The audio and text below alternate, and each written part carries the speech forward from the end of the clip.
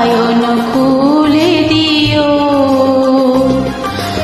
আধুরাতে যদি ঘুম ভেঙে যায়,